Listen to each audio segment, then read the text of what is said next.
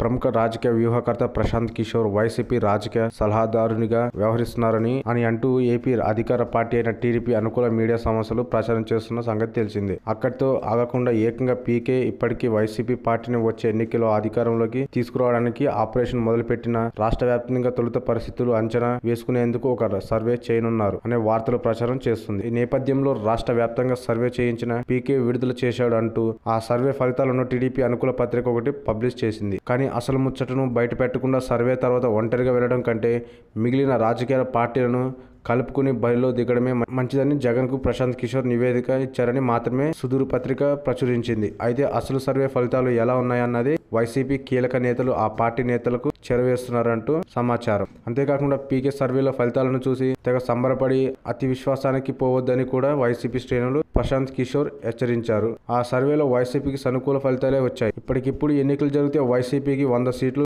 వస్తాయని తేలింది. ప్రస్తుతం అధికార పార్టీ అయిన టీడీపీ 40 స్థానాలను గెలుచుకుంటుందని, మరో 35 స్థానాల్లో పోటీ తీవ్రంగా ఉన్నట్టు సర్వే తేలిందని చెబుతున్నారు. రాయలసీమ, నెల్లూరు, ప్రకాశం జిల్లాలో ఫలితాలు వైసీపీ పక్షాన ఏకపక్షంగా ఉంటాయని కూడా ఆ సర్వే తేల్చింది. అయితే కొన్ని రాజకీయ కారణాల చేత కోస్తాలో మాత్రం టీడీపీ, వైసీపీ మధ్య గట్టి పోటీని ఉండే అవకాశం ఉందని తేల్చారు.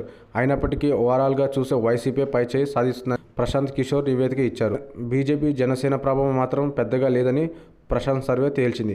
అయితే మరో ఆసక్తికరమైన అంశం ఏమిటంటే దాదాపు కొన్ని నెలల క్రితం సర్వే నిర్వహించిన ఒక మీడియా సంస్థ జనసేన ఒంటరిగా పోటీ చేస్తే కేవలం 3.8% ఓట్లను మాత్రమే సాధిస్తుందని తేల్చింది. తాజాగా నిర్వహించిన ప్రశాంత్ కిషోర్ సర్వే కూడా దానికి దగ్గరగా ఉండడం ఆశ్చర్యకరం.